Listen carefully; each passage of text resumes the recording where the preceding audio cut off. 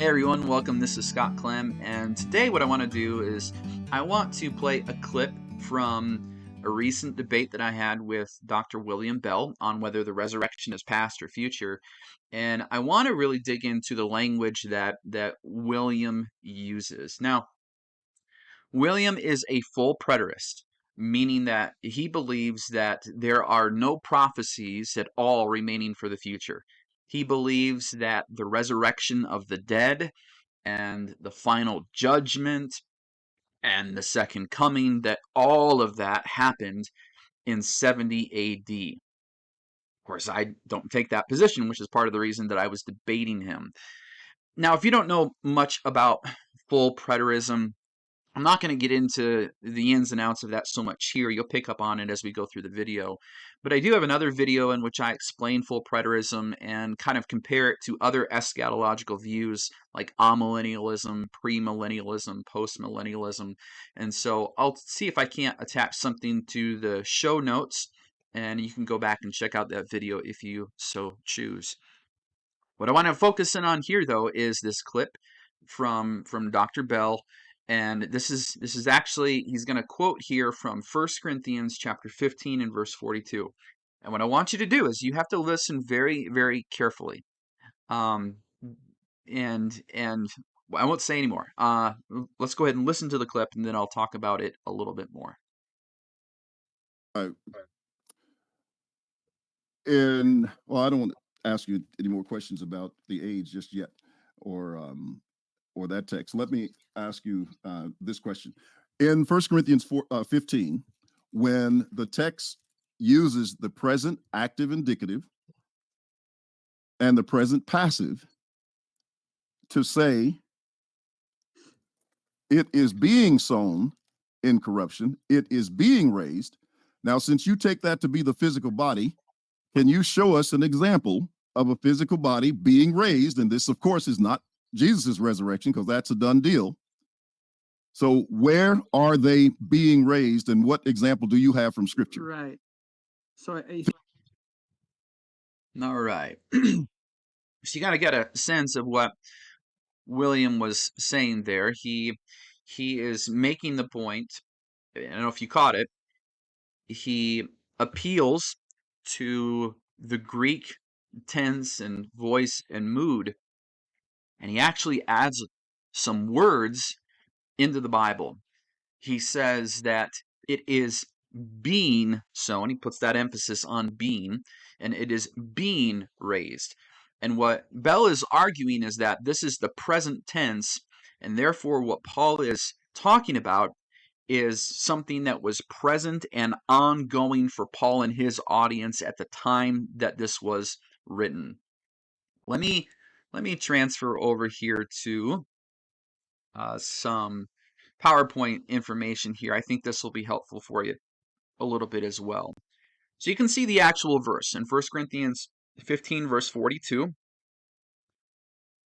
It reads in the KJV, "So also is the resurrection of the dead. It is sown in corruption. It is raised in incorruption." All right, so Bell adds the words to the scripture, being. So this is one of many instances, and I'll make some other videos hopefully kind of diving into some of what I felt were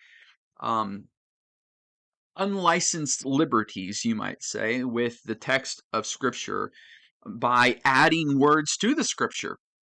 And he does this in an effort to change the tense. So we want to talk about this. He suggests that the body is being sown and it is being raised. Now, this video is going to get a little bit technical. I'll try to keep things somewhat simple here. So if you get lost, that's okay. Rewind it, listen to things again. If you have questions, of course, you can always reach out to me as well. 1 Corinthians 15 traditionally has been viewed, and I'm talking like from verses like 35 down through the end of the chapter. Christians for 2,000 years have believed that 1 Corinthians 15 is being spoken of, or what is being spoken of is the actual physical body. The question is that Paul addresses is, how is it that the dead are raised? In other words, what's the process? How can the dead actually come to life? And with what body do they come? But what Bell and Full-Preterists do is they do not believe that this is talking about the physical body at all.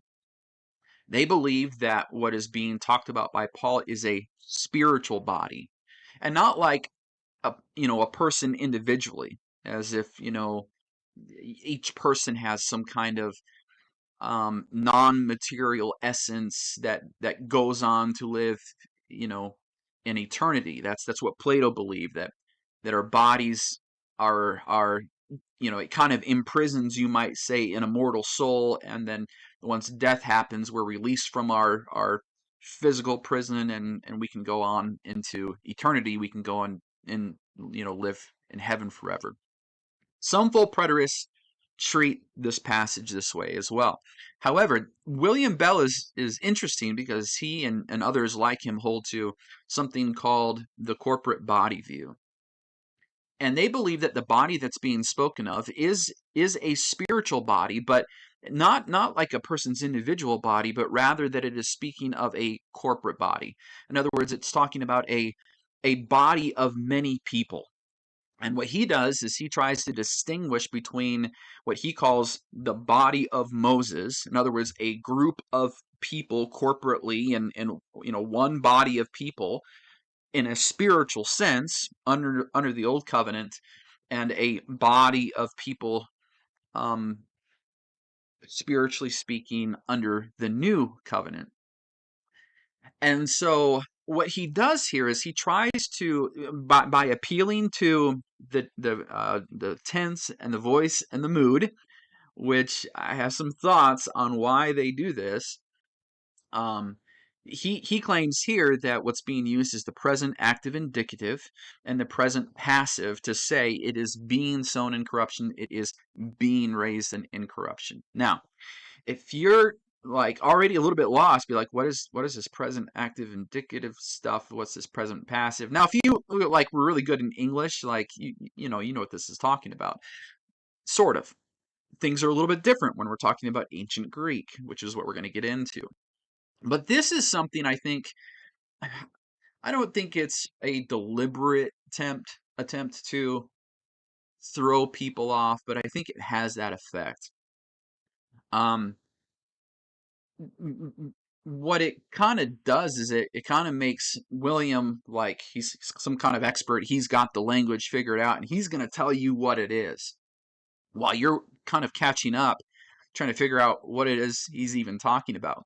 And in the meantime, he's already established saying that, well, we've got to add these words being here in order to show that what Paul is talking about is a present ongoing activity that he is suggesting, William Bell is suggesting that Paul is saying to his contemporary audience in 55 or 56 AD that they are presently being sown in corruption. They are presently being raised in incorruption in a spiritual sense, in a corporate body sense.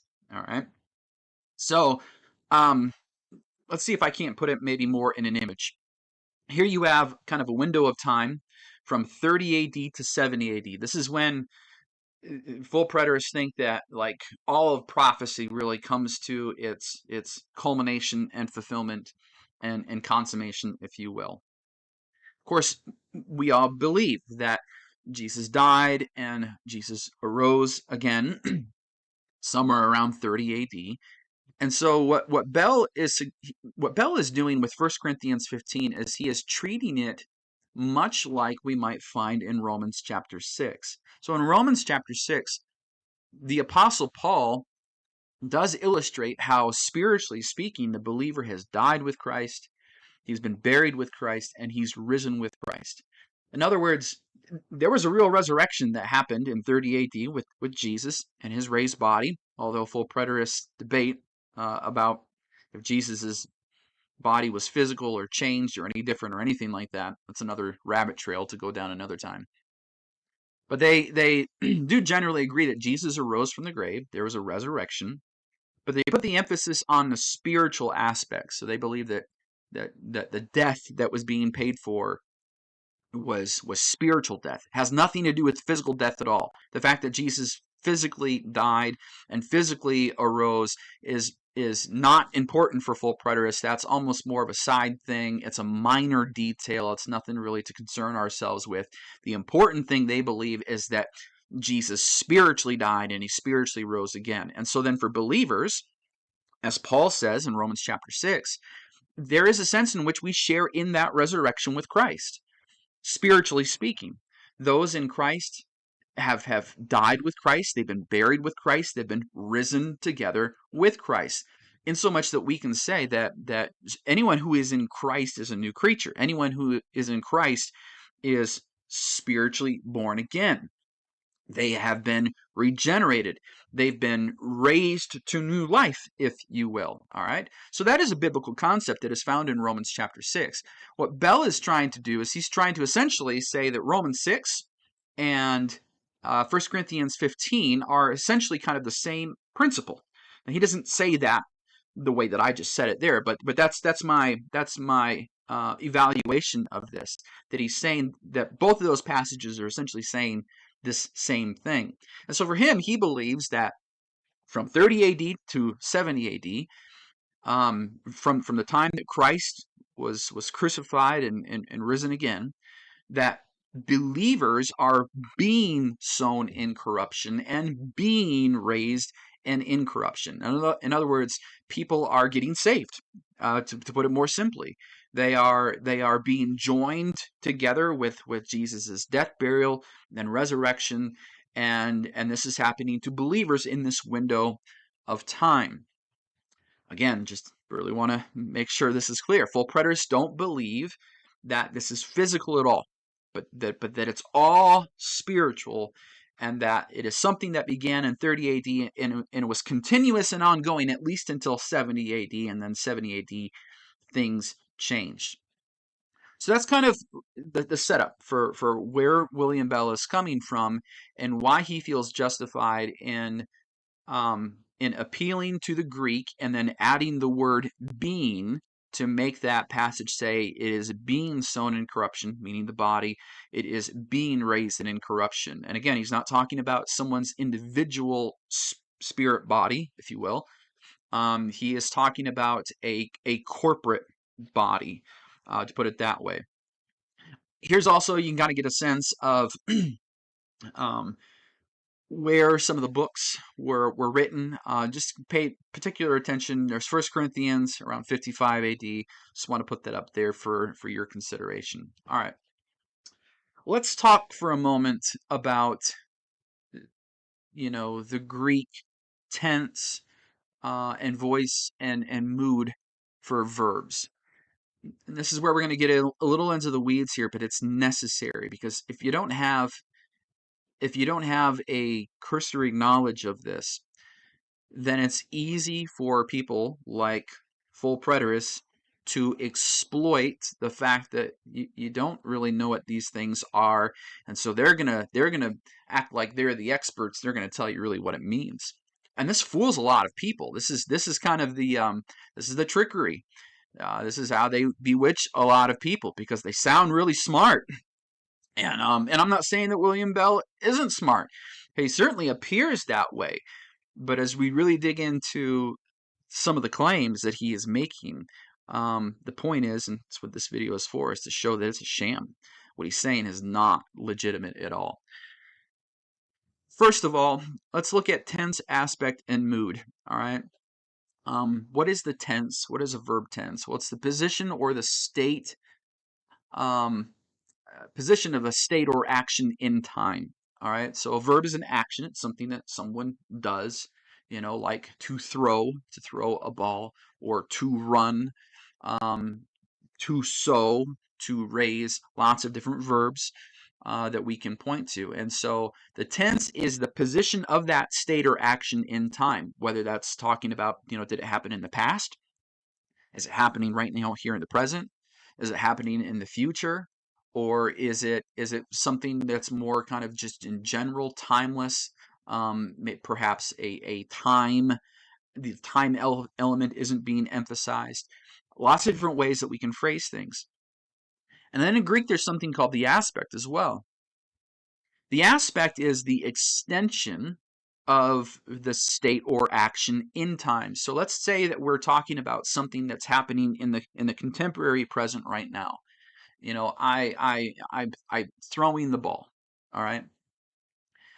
The aspect is getting down to, you know, what is the frequency, we might say, of the action that is happening in the contemporary present?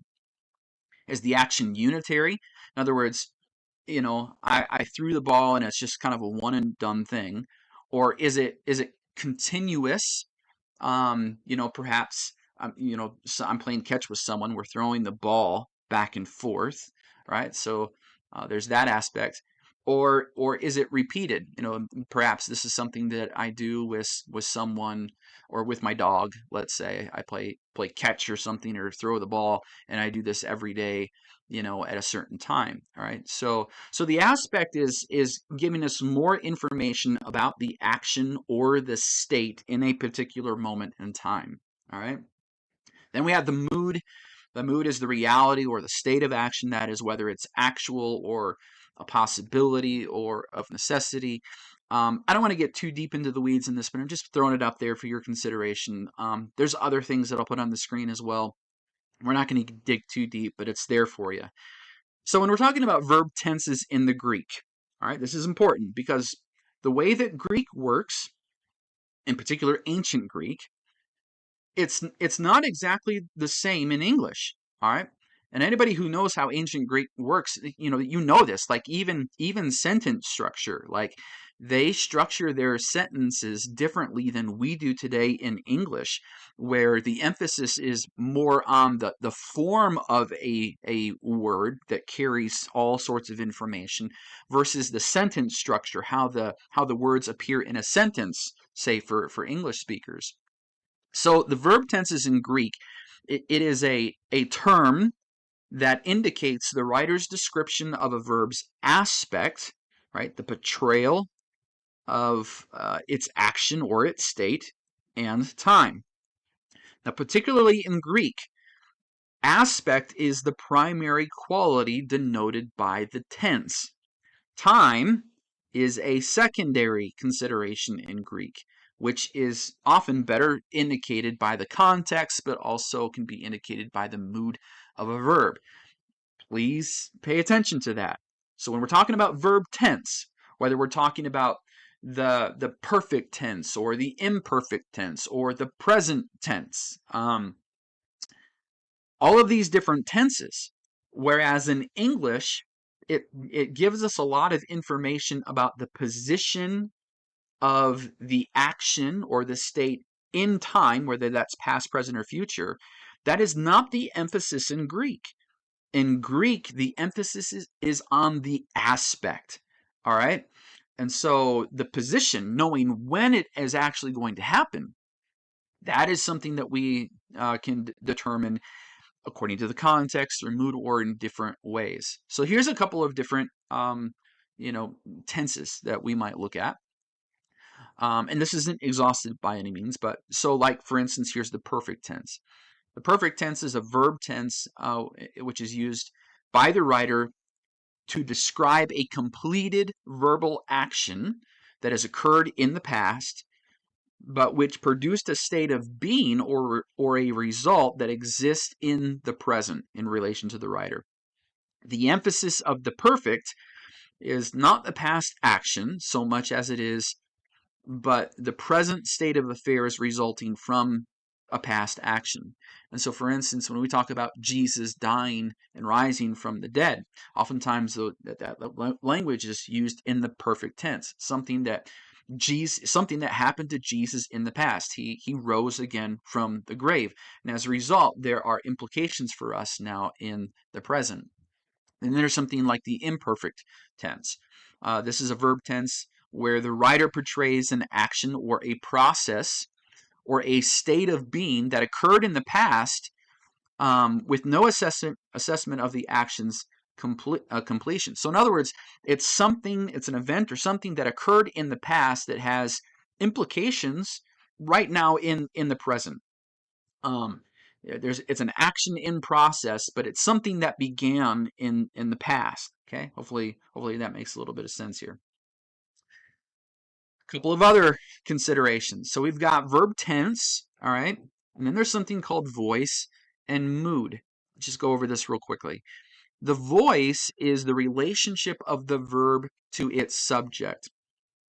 Voice concerns whether the action of the verb is directed towards the direct object, which would be the active voice, or the subject, which would be the passive voice, or whether the action is directed by the subject back towards itself, middle voice. Now, these are just, by the way, these definitions are just kind of standard definitions that I just, lifted up and copied here from my Logos Bible software. So nothing fancy. I didn't make these things up. And if you're looking at these things, you might already be confused, like, oh my gosh, like, how do you keep this stuff straight? Like, okay, I got the tense, but now this voice, what? How does this work? Again, I just want to, if you're feeling that way, that's completely okay. And this is kind of the point, right? So when someone comes along acting real smart, and they're going to tell you about, well, this is the present passive indicative, and I'm going to tell you what this means, because they're playing off of, in most cases, people's ignorance about what this stuff actually means and how it works together. When we're talking about voice, this is often like the second kind of word that's used when we describe kind of the structure of a verb or whatever. And so I put here two that are kind of important for us to pay attention to. Again, not exhaustive, but the active and passive. Now, sometimes when people see, like, you got a verb and it's present, active, indicative. Sometimes when people think of the word active or passive, they think kind of in terms of time. That active means that this is something that's happening right now, whereas passive is something maybe that has occurred in the past or something like that. It is not at all how voice works. What active and passive are about is it is about how the subject relates to the verb, to the action. So in the active voice, this signifies that the subject is performing the verbal action. All right. So I threw the ball. All right. I am the subject, and it's active because I am the one throwing the ball. All right. Versus something that is passive. Passive is essentially what we might say that the subject isn't performing the verbal action, but the subject the verbal action is happening to the subject. So instead of throwing the ball, yeah, I'm trying to think of another example where this could work. It is, again, it's the idea is the action is happening to the subject. The ball hit me, right? I threw the ball, and then the ball hit John. So I am I throw the ball, right? So that's active. The passive would be, the ball hit John. In other words, the action of hitting is something that happened to the subject, in which case John got hit. All right. So that's kind of the difference here between active and passive. Active is what the subject does, and passive is what happens to the subject. All right. So that's what we mean by active and passive. It has nothing to do with time. It's the relationship of the verb and the subject. Then you have something called mood. Mood, this is the feature in Greek or Latin that denotes the nature of a verbal idea with regard to reality.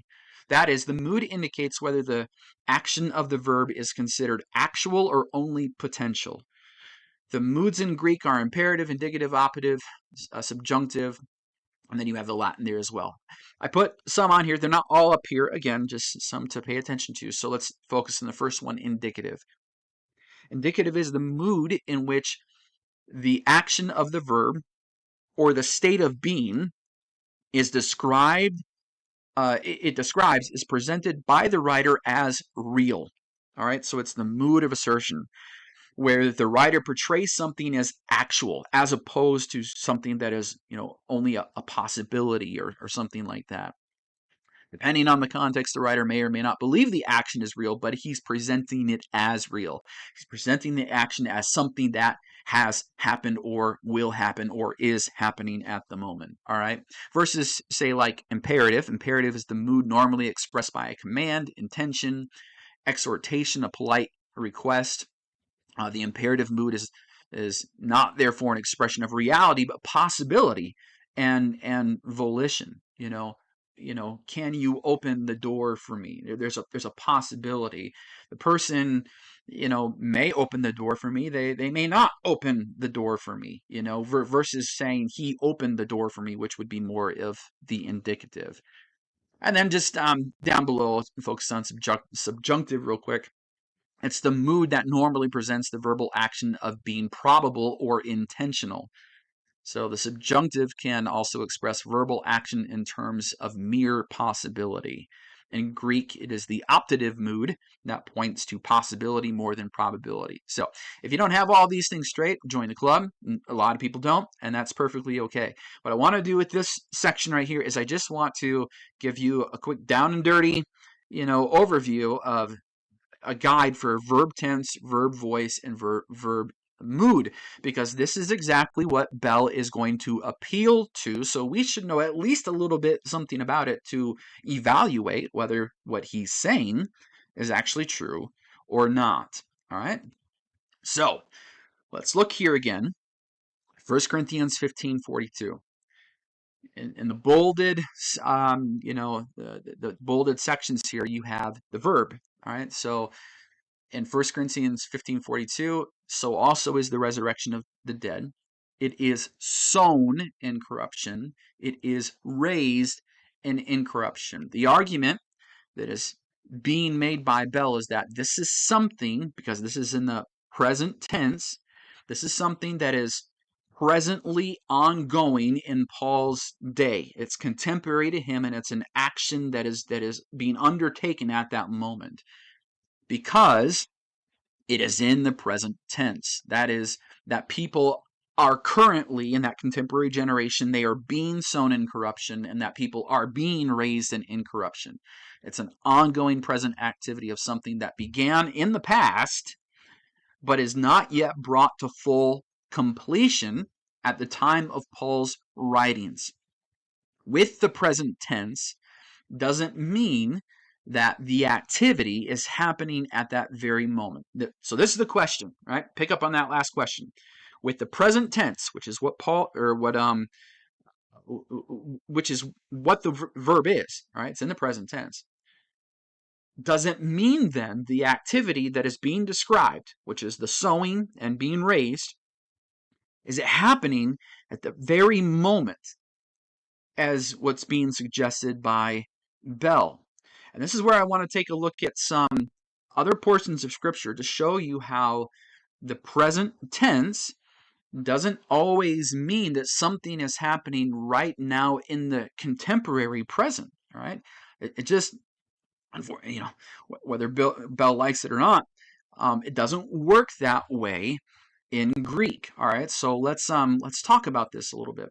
The first one is, let's look at Matthew chapter 26 and verse 22. You see it's up there on the screen. And Matthew 26:22, this is at the Lord's Supper, the Last Supper, and Jesus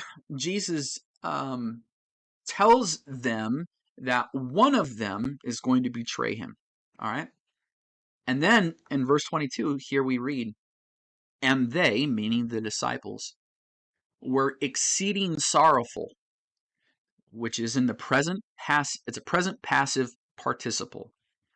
In other words, this is something that the sorrow, which is the verb, it's a state or the action.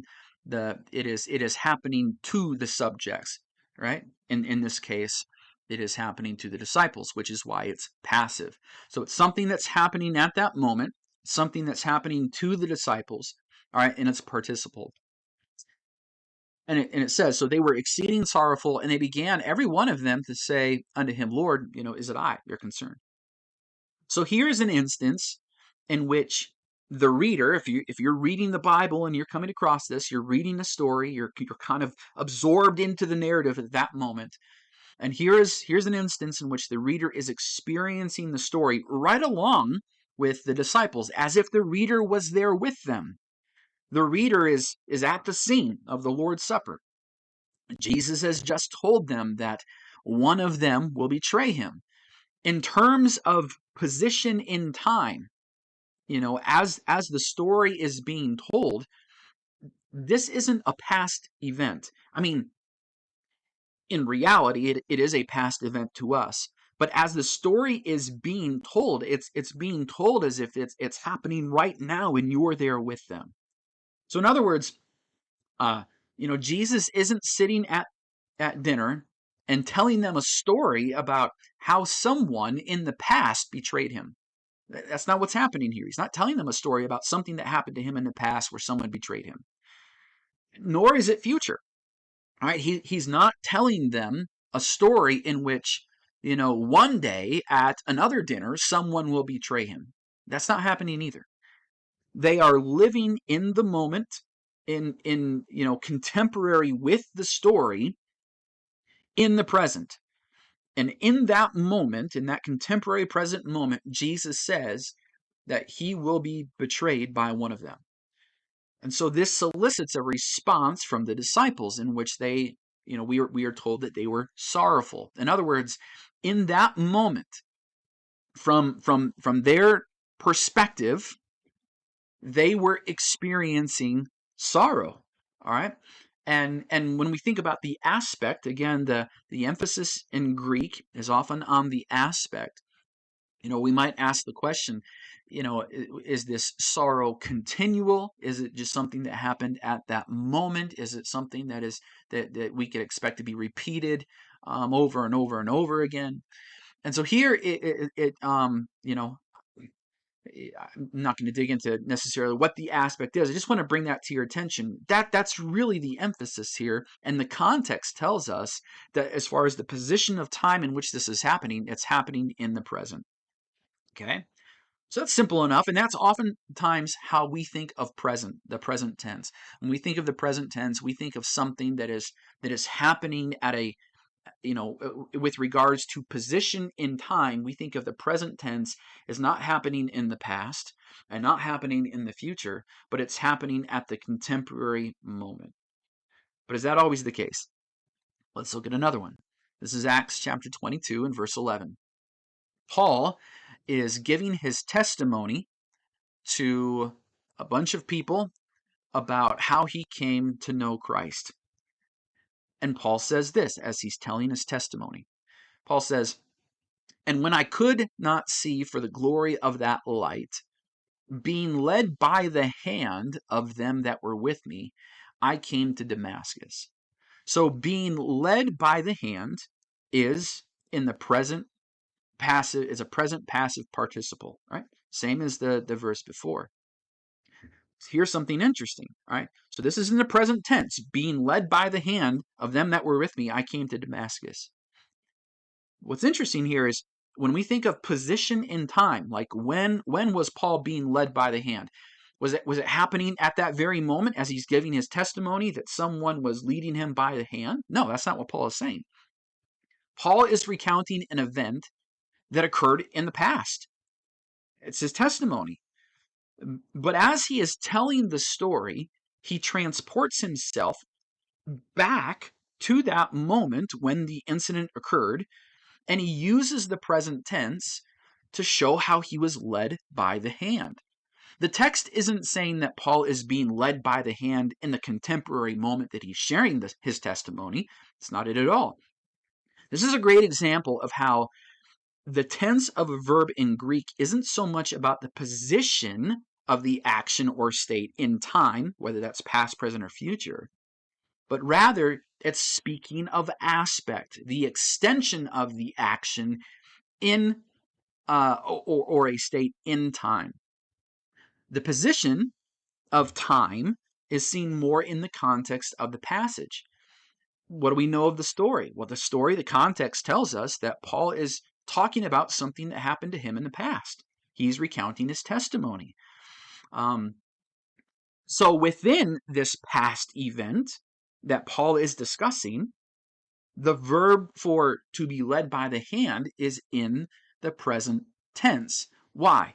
To describe the aspect of what Paul went through.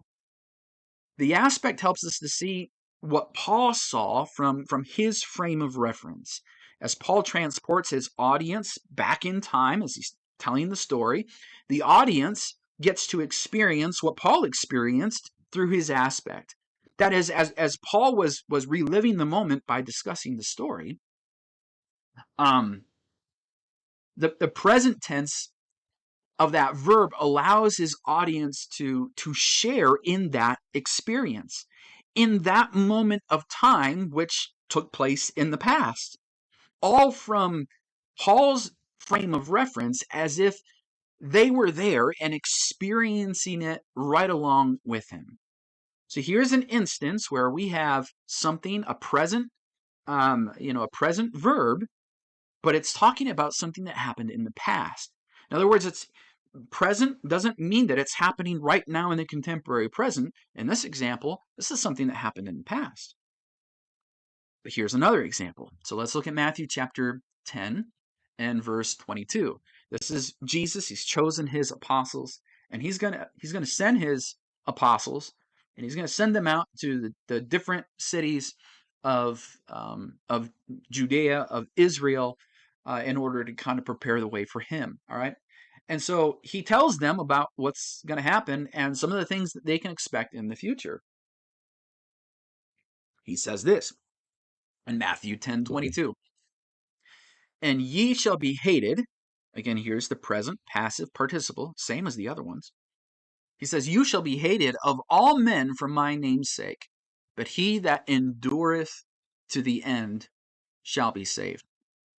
So clearly here Jesus is describing not something that is happening in the contemporary moment, nor is it something that is being spoken of as taking place in the past.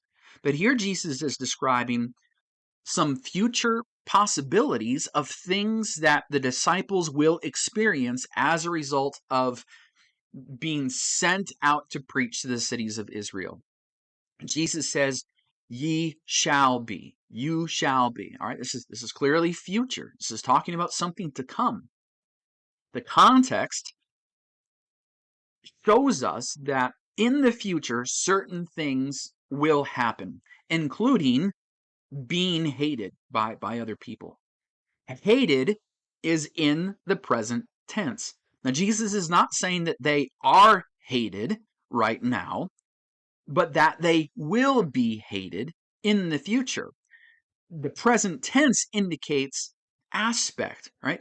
In that day, they will experience hate. All right. And so in each of these examples, verbs in the present tense are being used. In each example, whether that's being sorrowful, as in the first example, or being led by the hand in Paul's example, or being hated, as in the last example, they are all from the aspect of people who were in the process of experiencing an action or a state in some moment of time, without regard to when that action or state would be completed. That's a lot to say. So let me say it again. The aspect of people in each example was that of someone in the process of experiencing an action, but what was different in each example that we gave is the moment in time wherein these actions were being experienced. All right. In the first example of the sorrow, it was at a present contemporary moment of time. In Paul's example, when he talks about being led by the hand, it was a story that he was talking about that happened in the past. And in Jesus' example about being sent to preach, he's saying that something is going to happen to the future. You will experience hate, and he speaks of it in the present present passive participle. In other words, the action is happening to them, to the disciples. They are receiving hatred by other people.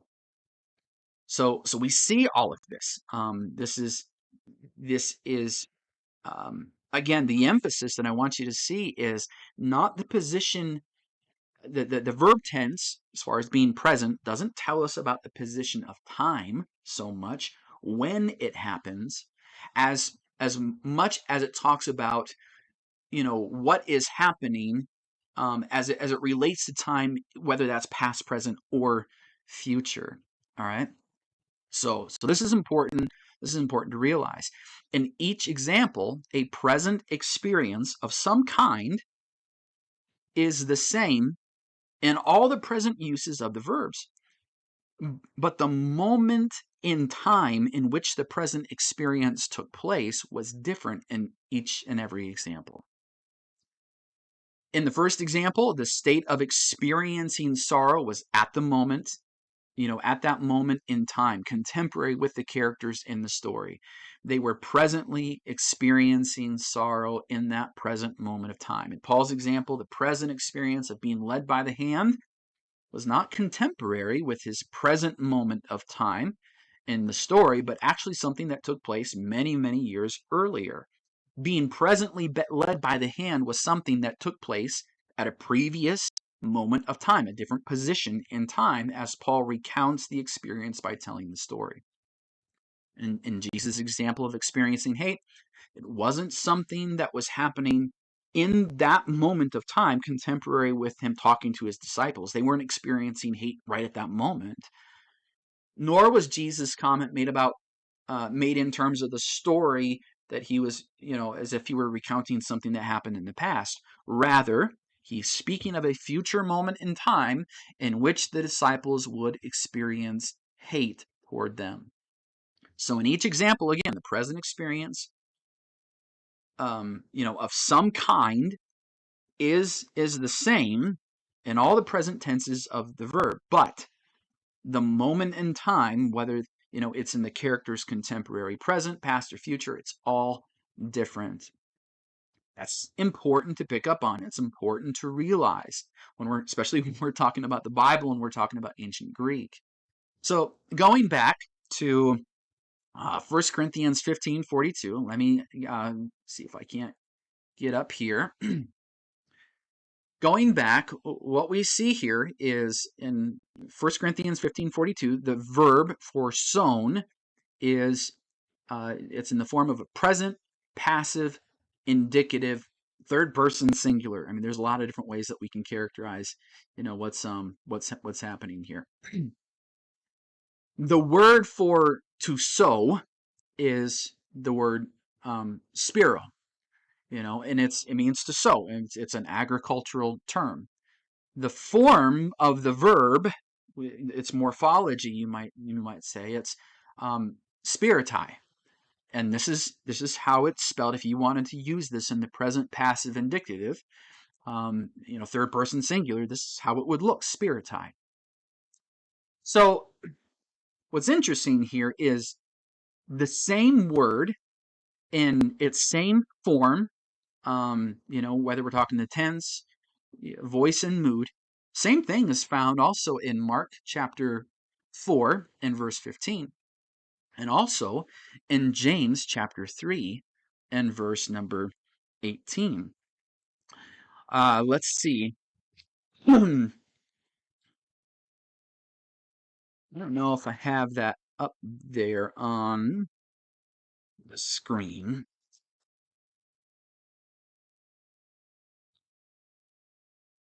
All right, let's take a look here. Let me first of all, before I get to Mark 4 and James chapter 3, let's just take briefly a look here at the elements of the word to sow. All right, spiro or spiritai, as it is in the present passive indicative. What does it mean for something to be in the present passive indicative? Well, present means it's the verb tense in which the writer portrays an action that is in process, or a state of being that is in process, with no assessment of the action's completion. It's an action. An action in process doesn't mean that it's presently taking place as it relates to time.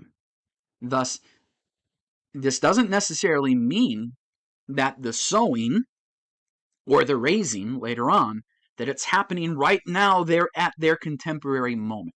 That's the argument that's being made by Bell, saying, well, it's in the present tense, so it means that it's happening right now. But as we've seen in the previous examples, the position in time when a present verb takes place, it doesn't have to be at that contemporary moment. When we're talking about passive, passive is the grammatical voice that signifies that a subject is being acted upon. In other words, the subject is the receiver of the verbal action. A verb in the passive voice with God as the stated or implied agent is often referred to as the divine passive. That's what's happening here.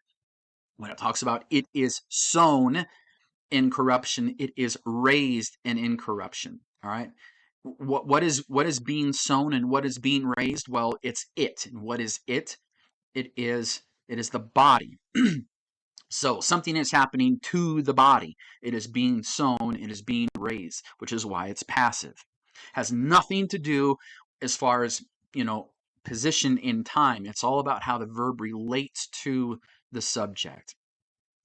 In the indicative mood, this is the mood in which the action of the verb or the state of being is described, that it describes is presented by the writer as real.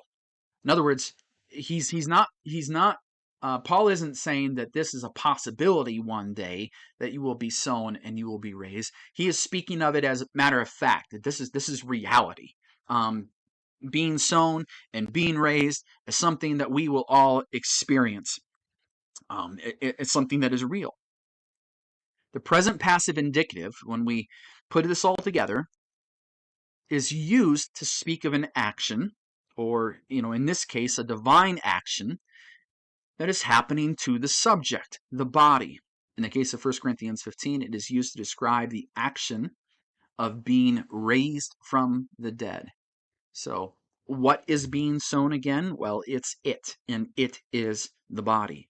By way of contrast, just to show you, the difference between active and passive again, the present active indicative is used to describe an action that the subject is performing. So back in, for example, verse 36, that which thou sowest, right? So what you sow, he's saying, and that's the present active indicative, is not quickened except it dies. So here we have an example of both, where we have the present active indicative, what you, the subject, what you sow, and then what happens to, in this case, the seed. The seed is not quickened, which is here in the passive. So you kind of get an example of how those things work. All right.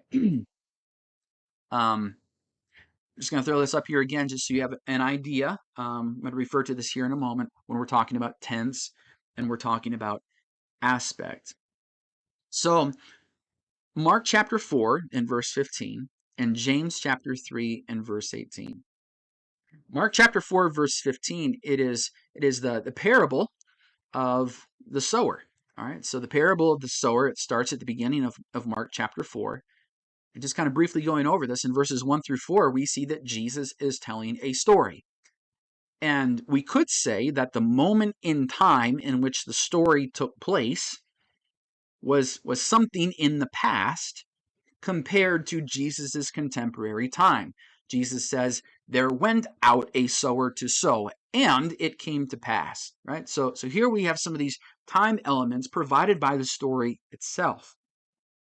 Then in verses 13 through 15, Jesus tells the disciples the meaning of this fictional story by taking the concepts of the story, of the parable of the sower, and he relates them now to their contemporary present. So in verse 15, when it says the word is sown, right? So that's in the same form here as far as what we find in 1 Corinthians 15:42. It's in the present, passive, indicative. We can see from the context that both the present action of the word, which is being sown, is taking place at that present moment of time. So in this example, the moment of time of the action and the aspect of the action are present, are contemporary, which is oftentimes how we think of the present tense. In James 3:18, though, we have something a little bit different.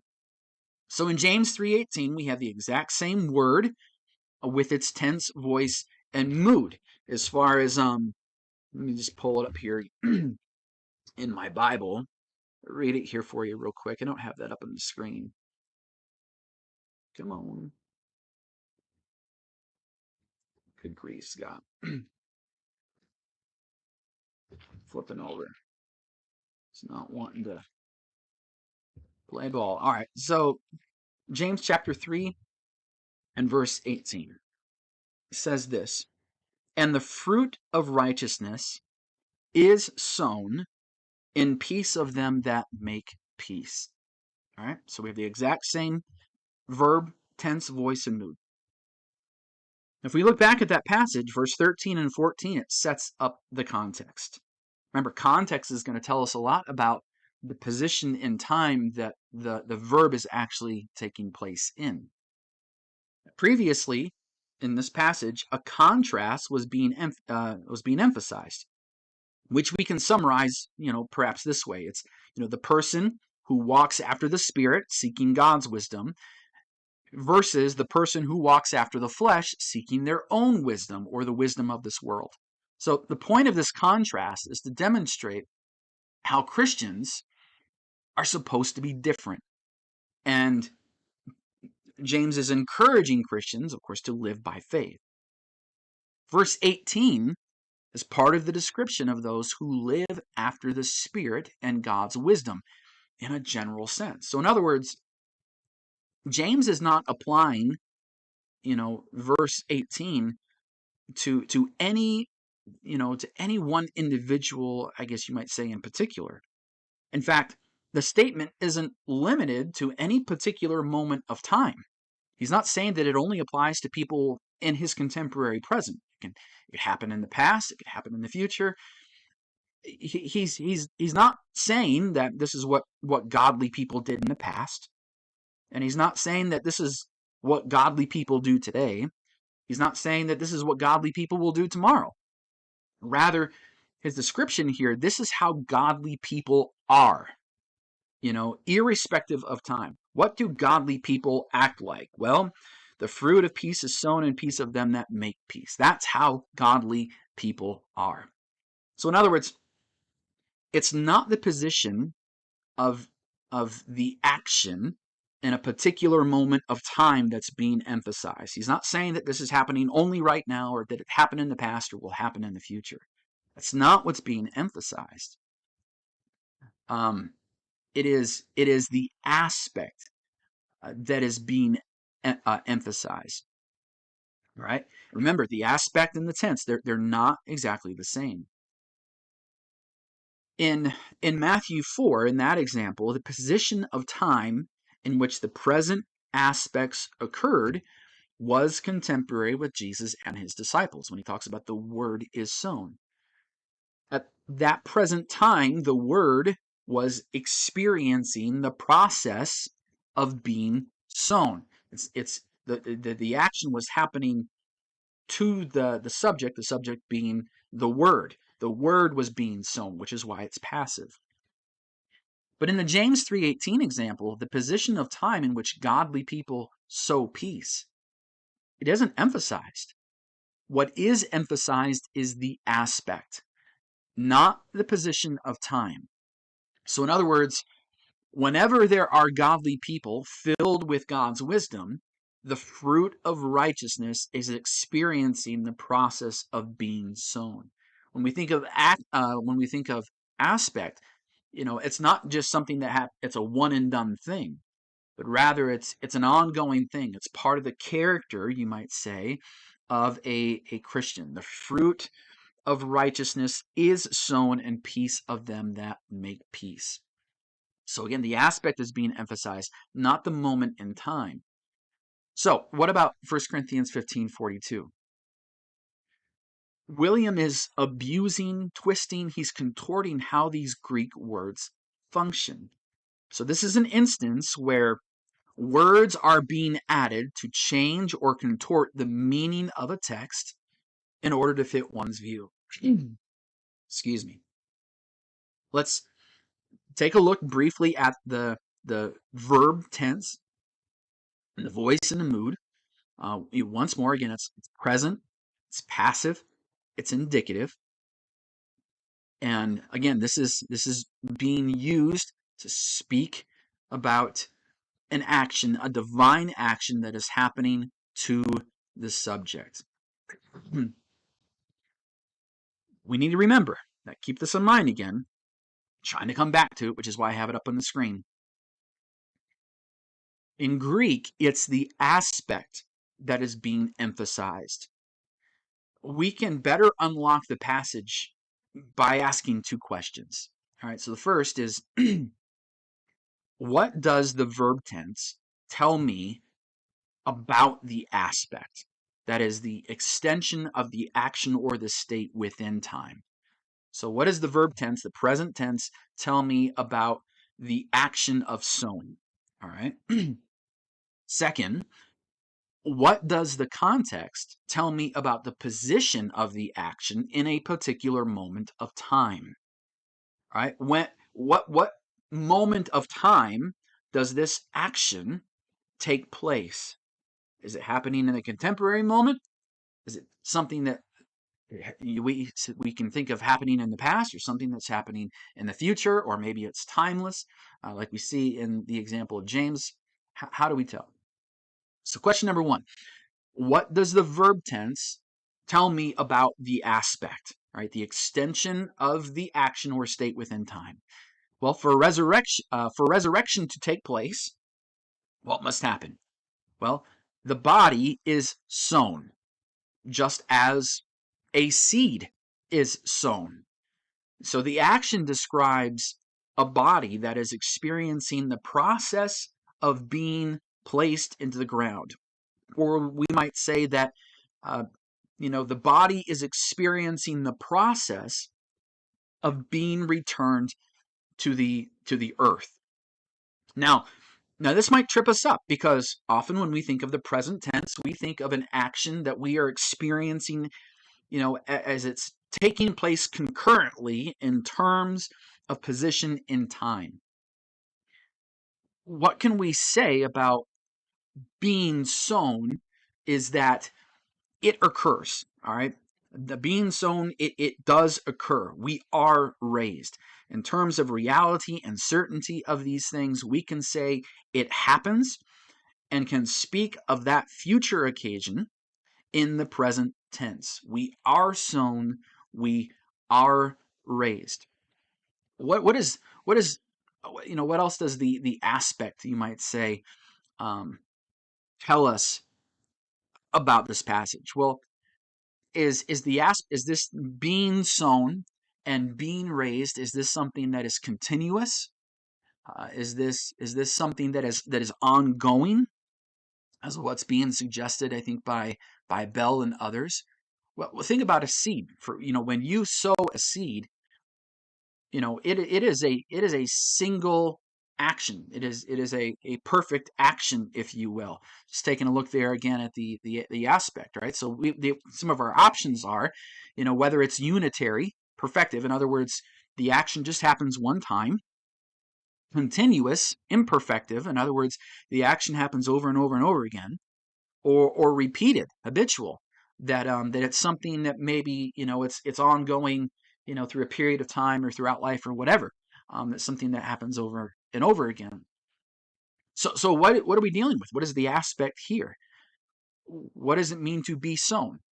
Well, as we think of a seed, because the seed is used in the example here in 1 Corinthians 15, do you sow a seed continually? Do you sow a seed over and over and over again? Well, no, you sow a seed one time. It's unitary.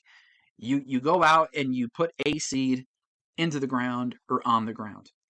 Um, to, To suggest that it's continuous, you might say, would be would be like saying, well, I'm going to go put a seed in a little hole, and I'm going to put 10 grains of sand on top of it, and the next day I'm going to come out and I'm going to put 10 more grains of sand on top of it, like a continual kind of sowing. That's of course that's ridiculous, and that's not what's being referred to here. The idea of the body being sown is the same as a seed being sown, and it's unitary. It happens one time. Same thing with being raised. It is raised. It doesn't happen continually over time. It's something that happens once. You are sown, you are raised. All right? So the aspect, which is the emphasis of the present tense, right? It tells us something about what's going on here. A body is sown, a body is raised. It's a unitary action that happens. What about the moment of time that this action is occurring? What can we say about the moment of time in which the body is returned or sown to the ground, and when one's body is being returned to the earth and consequently raised? At what moment of time does this occur? Bell is arguing that by using the present tense, he's saying, well, that's happening right there in Paul's day. It's happening at that moment. Again, I don't want to get too far ahead of myself, but think about this again. We just got done talking about aspect, and the aspect is it happens once. It's a unitary thing. So even if just using Bell's own terms and how he thinks about these things, if he thinks that the body is a collective body of people and that it's happening at that very moment, well, again, the aspect tells us that it's all in one fell swoop. The body goes into the ground. The body is sown. Not that people are continually being sown into the ground. It doesn't work that way. If the body is a unitary, if the aspect is unitary in that it's something one time happening to the subject, and the subject here is a body, a collective group of people, then they have been sown and they have been raised. It is not something that is ongoing and continuous. All right. Hope that makes sense. I'm afraid, like doing just kind of sidebar here, doing a lesson, on something like this where it is so technical. I'm afraid where it loses people. But again, and just sidebar, comment. This is exactly why I think Full-Preterists and others do this kind of thing, because it's more easy for them to pull the wool over someone else's eyes, because you're playing off of people's ignorance. All right, so let's get back to this. At what moment of time does this action of being returned to the ground and being raised occur? How do we tell that? Well, the context is where we need to look. So as far as the text is concerned, the moment in time when when a person's body is sown into the ground, it isn't mentioned. Now, why? Why? Well, common sense tells us that this, as far as being sown, that this is different for everyone. Again, the emphasis isn't on the moment in time in which the body is being put into the ground. And just to back up here, again, when I'm speaking of this, I'm not speaking this of this in terms of Bell's usage, where he thinks the body is a collective group of people. I believe that it's talking about individual people in their physical bodies. This is what it's referring to. So the emphasis is not on the moment of time on which this occurs. The emphasis is that one's body is put into the ground, and it's a unitary action. Okay, um, it's the fact that it's the action of being put into the ground, um, is something that happens, something that is reality, something that occurs. Now remember, the context often tells us what we want to know in terms of position in time and other important considerations. So first, when we look at the context of 1 Corinthians 15, what we see is the resurrection is spoken of in terms of the Christian hope. You know, Paul is writing to people, writing to presumably believers, although we can be certain there's probably unbelievers among them, as indicated also by the context. But he's talking about resurrection in terms of the hope of Christians, okay? And so this helps us to see that Paul, or when Paul talks about our bodies, going into the ground, his audience is who? Well, it's primarily that of believers. He's trying to inform believers. All right, second, we see that Paul is answering questions, or answering, we might say in particular, the questions of naysayers for the benefit of his Christian audience. Let me get back over here. I don't think I have, or maybe I do. Let's see if I have this up on the screen. Yeah, I do. All right. Perfect. And kind of look at some of this as far as 1 Corinthians 15 is concerned. So when we look at verse 35, right, this is helpful along with what we might say verses 20 through 23.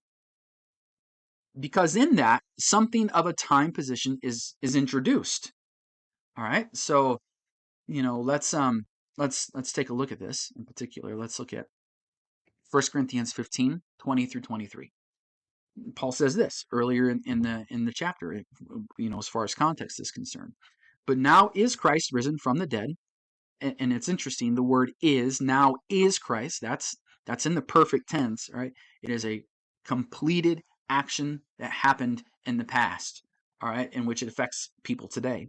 So now is Christ risen from the dead, and become the first fruits of them that slept. For since by man came death, by man came also the resurrection of the dead. For as in Adam all die, even so in Christ shall all be made alive. But every man in his own order, Christ the firstfruits, afterward they that are Christ that is coming. The verb here, to be made alive, is in the future tense. So he's saying, Christ is risen. That's perfect. That's something that happened in the past with ongoing effects. So, but he's saying, we will all be made alive in the future tense of things. So in other words, even though people are being born again and being made spiritually alive, it's not what he's alluding to here. He's talking about how they will be made alive in the future. Well, how so? This is why resurrection is important, because he's going to talk about resurrection. Their bodies are going to be made alive. And we know it's resurrection because, again, the whole context tells us this. Every man in his own order. Christ the first fruits. And we're told before that Christ was the first fruits of them that slept. He rose from the dead. And then afterward, them that are Christ that is coming. All right. And then when we look at 1 Corinthians 15:35, we also have, some interesting points that we can look to as well. So it says, but some man will say, how are the dead raised up, and with what body do they come? So the emphasis there on that verb will say, he's talking about something that will happen in the future. This is the future tense. He is playing kind of hypothetical here. He's saying some person will ask me someday, or something along those lines. It sets this up that this is future, that he's being asked the question, at some future occasion, and the questions being, how are the dead raised up, and with what body do they come? All right, so this is again, I think it helps us to understand exactly what is going on here as far as in terms of the position in time in which Paul then is going to make the comments using the present tense. All right. So some man will say, right? It's the future active indicative. And what we can say is that this is similar to what we found in Matthew chapter 10. in which Jesus, speaking of the future, persecution to come, told his disciples that they would be hated using the present tense. So it's that same kind of setup. Paul is saying some man will say, he's talking about something that will happen in the future. Jesus in Matthew 10 talked about how they're going to go out and things are going to happen to them, including being hated. It's the same kind of setup that we have here. Now, built into the questions are the assumption that resurrection is something that happens in the future. At issue here isn't that the resurrection will occur in the future. All right. Paul says as much in verses 20 through 23. At issue here is the denial that a resurrection of the dead will even happen at all. So if we look at 1 Corinthians 15 and verse 14, how do we know that? How do we know that he's addressing those who would deny something like this? Well, verse 12 says, "Now if Christ be preached that he rose from the dead, how say some of you that there is no resurrection from the dead?" And then again in verse 20 or 35, "But some man will say, how were the dead raised up? And with what body do they come?" The questions in verse 35, how or by what agency are the dead raised up, and with what body do they come? Behind this question, it seems like a scoffing attitude, we might say. It's as if the person is saying, we know that the dead don't rise from the grave. It's impossible. When asking, what kind of body they will come back, as it seems to imply something like this, like they're saying, is it going to be a walking, talking corpse? I can't imagine any sort of body after this sort. All right. Now on this, we should note something that's rather obvious.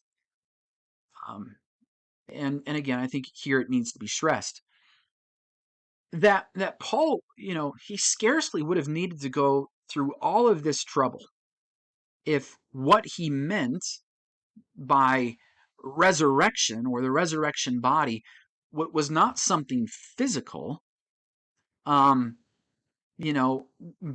some kind of disembodied essence. If that's what he was talking about, some kind of disembodied spiritual essence that goes on to live, even after this physical body is gone, that's something that the Corinthians could have gotten on board with. The common Greek thought at that time was the view of Plato. It was, the Platonic view is that a person's soul was trapped inside of their body, and once you died, you escaped from the prison of your body, and you went on to go to a better, more real spiritual reality, i.e. heaven, for all eternity. And so if that's what Paul's view was, something like that, he doesn't need to stress all of this to the Corinthians, because that's a lot of what they believe. It's harder to believe that a physical resurrection actually took place, which is why he puts the emphasis there at the beginning on Jesus's own physical resurrection, stating that Jesus physically raised from the dead and the consequences of that. Not only because it happened, but also the consequences if that did not happen.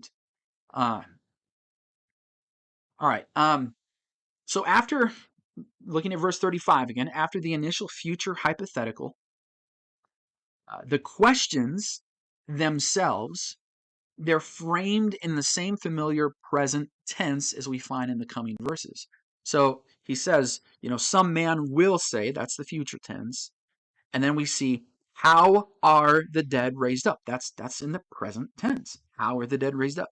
And with what body do they come? Again, that's the present tense. When we look at these just in English, we can tell just even by reading it in English that the emphasis is not about the timing, all right, but rather these questions, they call into question whether God can raise the dead, or you know, if he can, can he even do so in a good way? That's the issue here. It calls into question those things. In Paul's answer to the questions, so like from verse 36 onward, uh, we Paul invokes terms and themes that we find in Genesis 1 and 2. And he does this to demonstrate, the process by which the dead are raised. Again, the question was, how are the dead raised? By what agency are the dead raised? How can this happen? Give me the process. Tell me about it.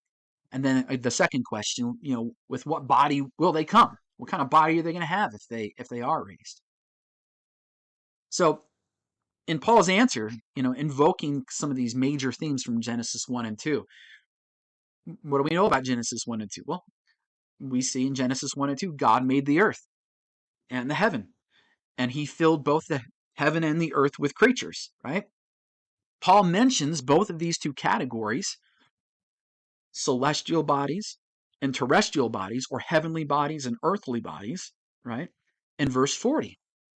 And then he uses them as the vehicle of discussion, to distinguish between the first Adam and the second Adam.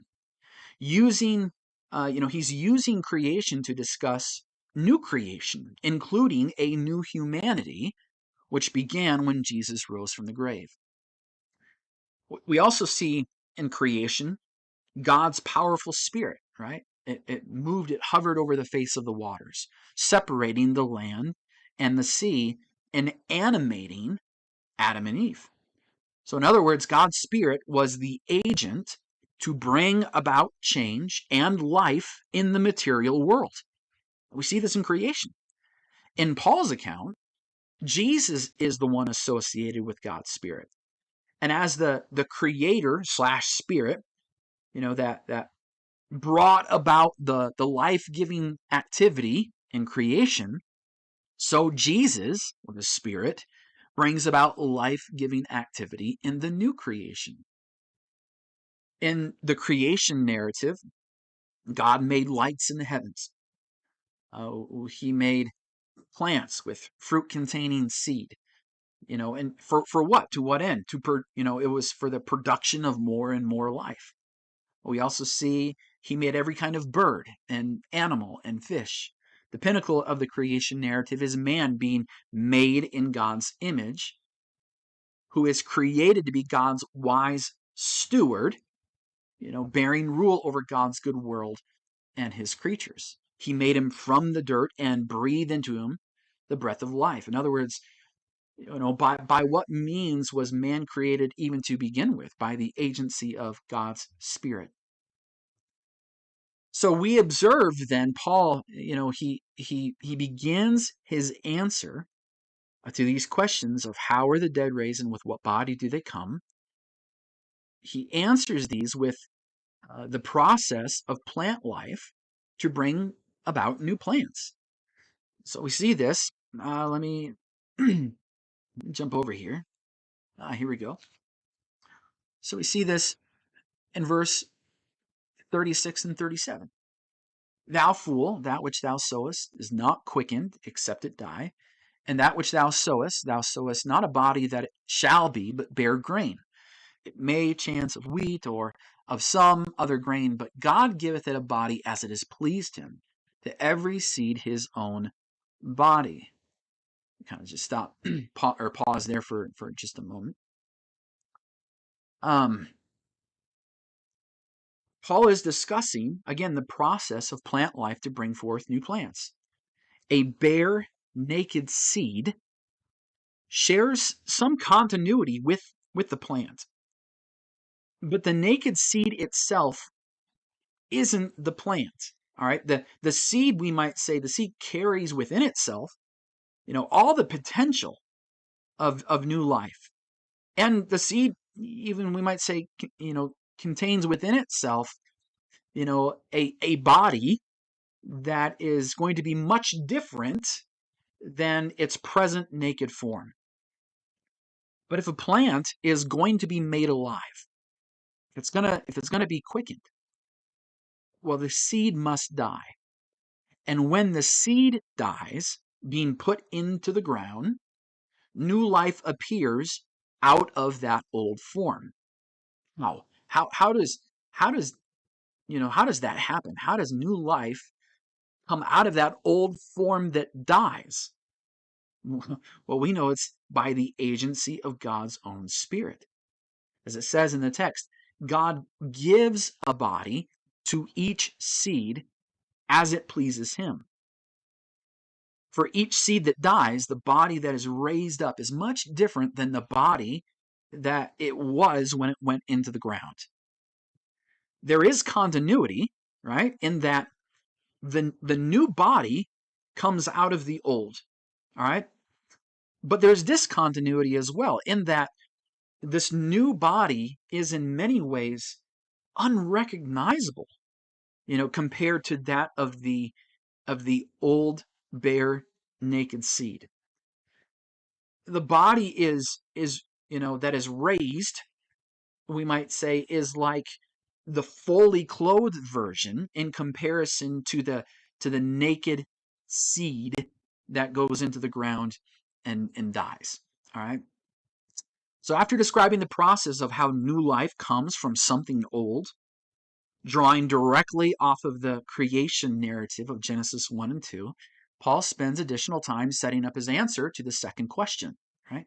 With what body do they come? Paul remarks that even with original creation, there were all sorts of different kinds of bodies. With God's own created order, there were heavenly bodies and there were earthly bodies. And even then, there was more diversity, as not all of the heavenly bodies are the same. They don't all share continuity. And the same thing with the earthly bodies. Not all the earthly bodies are the same. Just as the heavenly bodies are different in glory and appearance, he mentions the sun and the moon and the stars, Paul does in this passage, so too are earthly bodies. In other words, Paul is illustrating both continuity and discontinuity. He is showing that earthly bodies share some continuity, some similarity. They come from the same designer, but there's also differences, and the same thing with earthly bodies as well. God has ordered groups, we might say, because he is a great designer with similar features, sharing that continuity. But there's discontinuity in that they all have their unique features, whether we're talking about stars or planets or, fish or birds or animals or even humans. All of this sets this up to answer the question: with what kind of body do resurrected people have? The answer is, by the agency of God's own Spirit, he gives each creature a body according to his design, function, and purpose for that creature. And because God cares about beauty too, he adorns each creature with beautiful features as he sees fit. Now, if this is true for creation, which it certainly is, then it's true for new creation as well. It reminds me of, I think it was on the Sermon on the Mount or something. Jesus recalled, the lilies of the field, how they toil and how they spin. And Solomon in all his glory was not arrayed like one of these. God in original creation cares about all of these things. And if he does in original creation, can we not say that it's also true for new creation too? After reflecting on God's creation and speaking about the sovereignty and the processes by which God has established to bring about life, Paul then uses these to speak about the resurrection of the dead. We see this in verse 42. So in verse 42 here, let's get it over. What do we see? Paul says, so also is the resurrection of the dead. By using creation to show how God has made new life and how he made and gave bodies to all of his creatures as it pleased him by the agency of his own spirit, and to show how God even ordained processes to bring about more and more life, then it stands to reason that God will certainly do the same with the new creation. This is Paul's argument. We might ask these questions. It's as if Paul is kind of setting up the person to internally ask these questions. Is God not capable of bringing about new embodied life? Can he not do that?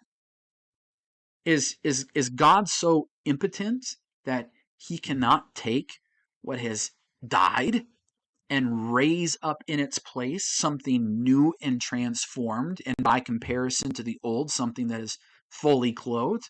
He does that with plants. And how much more valuable are you than plants? Paul uses the processes evident in creation along with the creative agency of the all-powerful God, and then he merges these concepts together with that of resurrection. Thus, when Paul speaks of the process of the resurrection of the dead, demonstrating how the dead are raised, and with the what, what body will they come, he uses the present tense to demonstrate how each believer will both die and rise.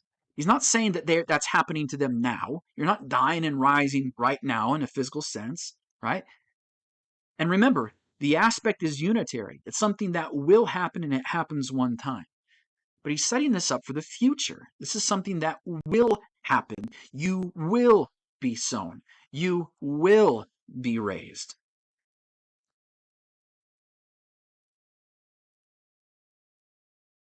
So, again, what we see here is the present tense is used to demonstrate how the believer will both die and rise.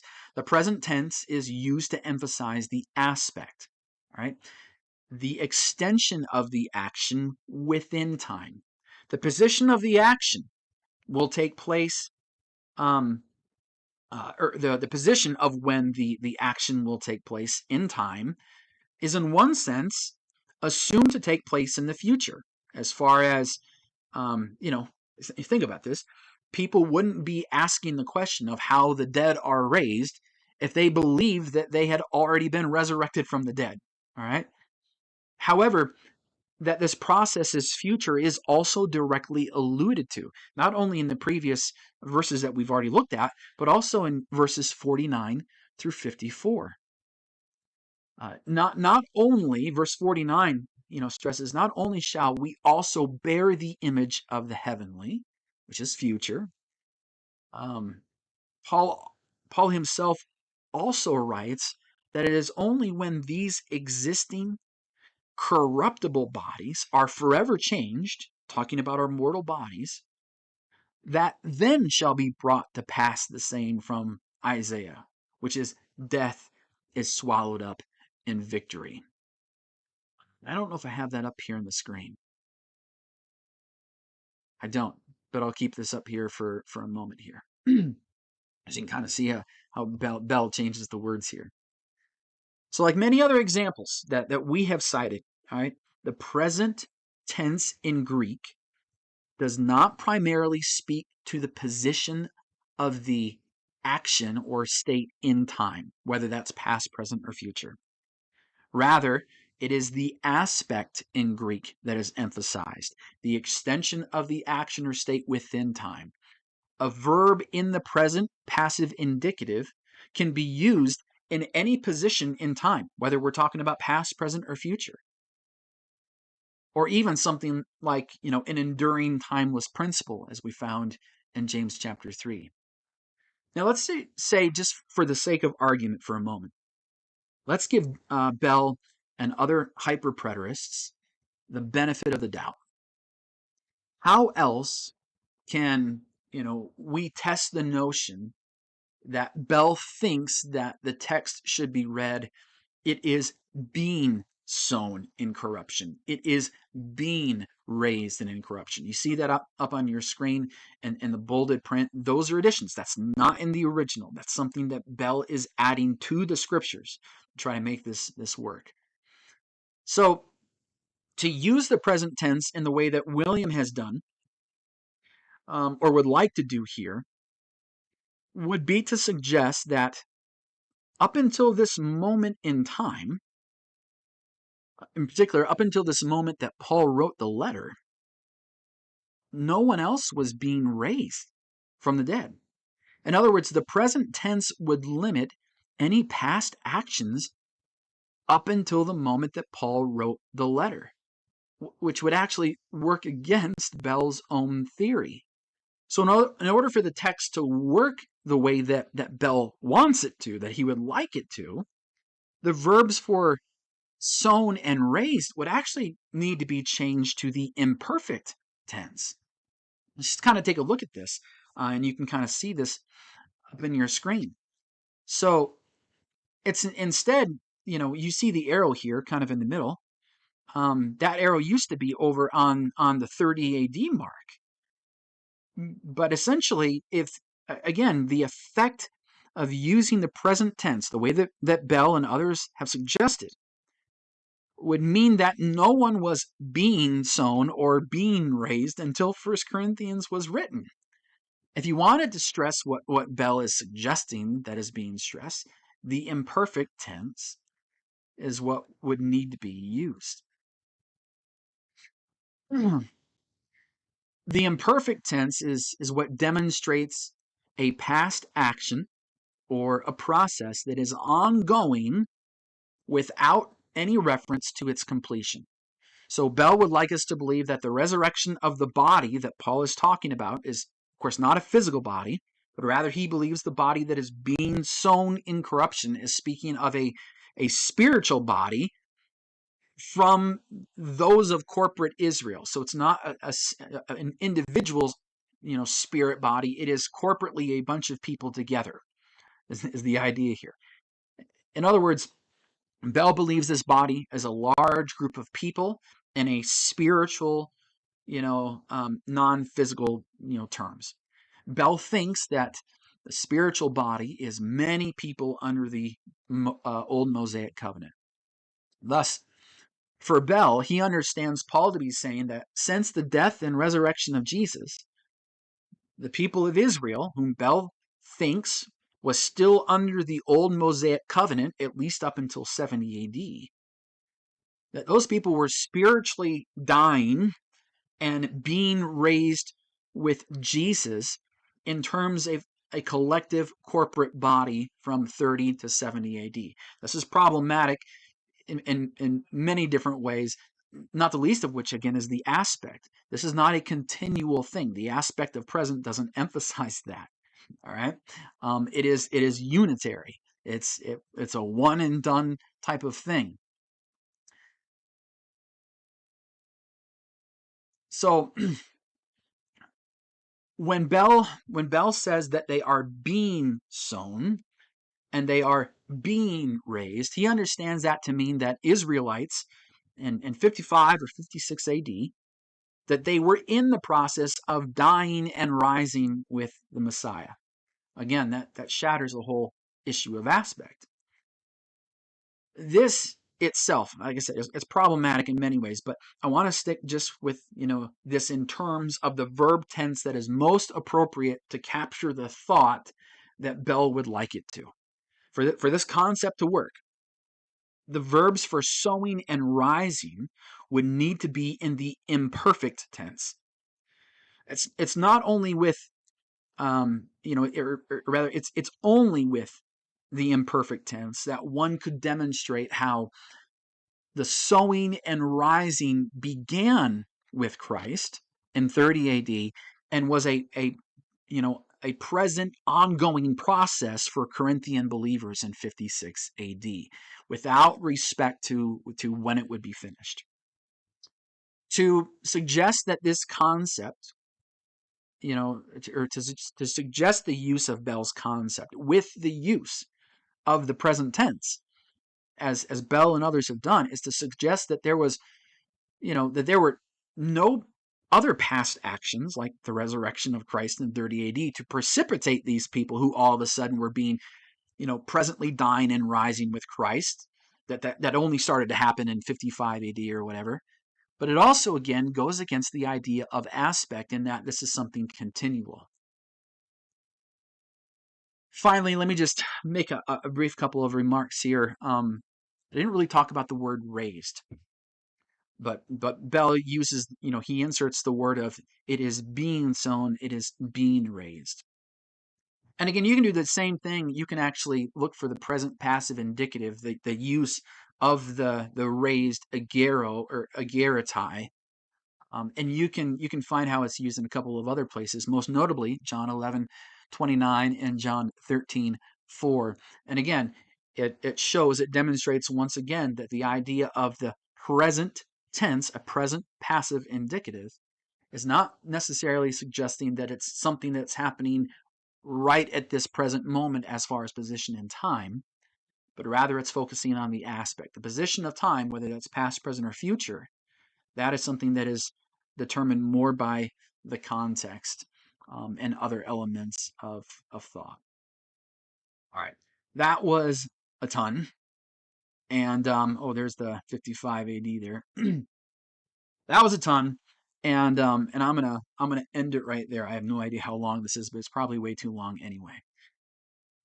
I tried to break it down simply and walk through these things step by step. And it was necessary for me to do so because, again, you have to go. There are so many presuppositions and assumptions that Bell is making when he makes a comment like it is being sown, it is being raised, and assumes that you think that that's what it means as well. And this is some of the trickery that full preterists do. They take advantage of people's ignorance and they try to gain an advantage, I guess, along those lines. What I've tried to do here is just show that it doesn't even work, especially when we actually examine how the Greek tense, voice, and mood work and the examples that we find elsewhere in Scripture. So I hope it was a blessing to you. I hope it made some sense. If it did, I'd love to hear about it. And if it didn't, like you're still way confused, I'd like to know too. That way I can try to see if I can make this presentation a little bit better. Not the least of which, try to shorten it up somehow. So, all right. Thanks everyone. Take care.